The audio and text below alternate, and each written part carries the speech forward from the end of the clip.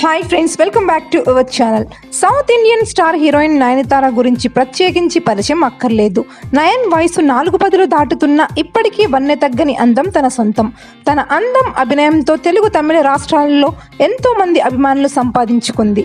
Cinema తారలు తమ కెరీర్లో తెలుసో తెలియకో కొన్ని తప్పులు చేస్తుంటారు.